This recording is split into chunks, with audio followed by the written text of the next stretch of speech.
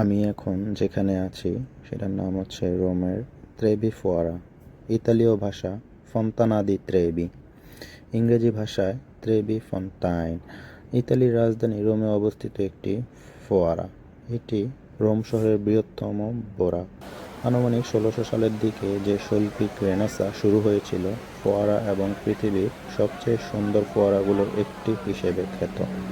স্থানীয় লোককাহিনী অনুযায়ী কথিত আছে যে কেউ এই ফোয়ারায় পয়সা ফেললে সে আবার কোনো না কোনো দিন রোমে ফিরে আসবে।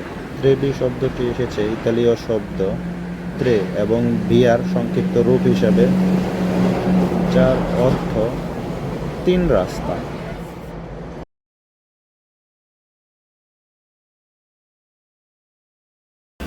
চীন রোমের একটি কৃত্রিম জল প্রণালীর শেষ প্রান্তটি সাধারণের সামনে দর্শনীয়ভাবে তুলে ধরার জন্য সে প্রান্তে প্রথমে ত্রেবি ফোয়ারা তৈরি করা হয়েছিল। সেই প্রাচীন রোমান জলপ্রণালীর নাম ছিল বীর্গো, যার অর্থ কুমারী।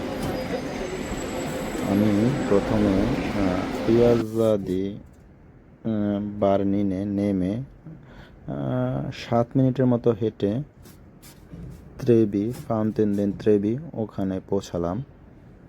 এখানে প্রতিনিয়ত প্রচুর পর্যটক ভিড় হয়।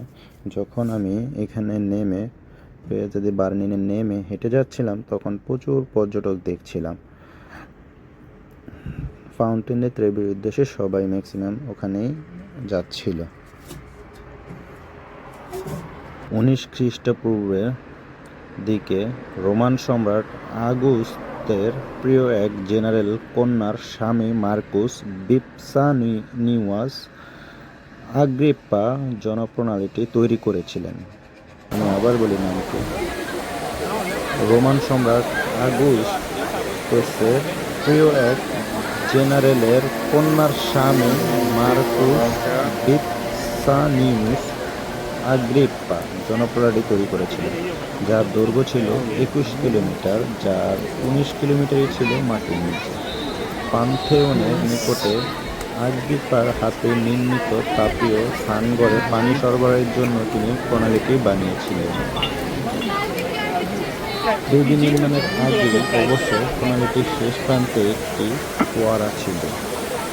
সেক্সটুস ইউলিয়াস ফ্রান্টিনুসের বই দ্য অ্যাকুয়াডুক্টিবাস রোমে কমেন্টারিস অনুসারে জলপ্রণালীটির নাম রাখা হয়েছিল একজন কুমারী নারীর নামে।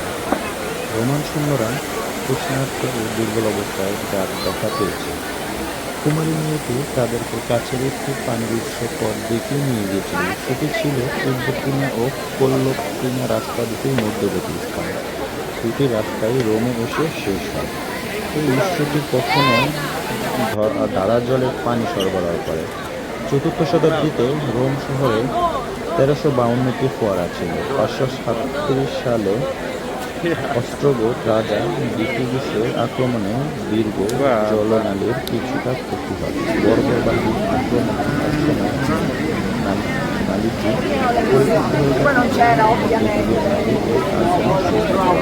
ইউরোপীয় এলাকা পতঙ্গিতে পোকারা সবগুলো জলনালীর শেষ প্রান্ত পুনরায় পরিষ্কার করে প্রদর্শনী ব্যবস্থা করেন। তারপর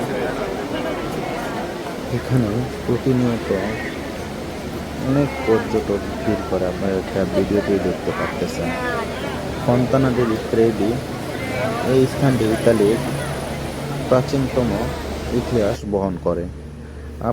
আপনাদের উদ্দেশ্যে একটাই বলার থাকবে, যদি কখনো সুযোগ হয় বা ওরকম সামর্থ্য থাকে এই জায়গাটা পরিদর্শন করার জন্য, এটা এতটাই সুন্দর। এখানে প্রতিদিনই বহু দেশ থেকে পর্যটক ভিড় করে। আপনারা চাইলেও এখানে এসে ঘুরে যেতে পারেন। সবাই ভালো থাকবেন, সুস্থ থাকবেন।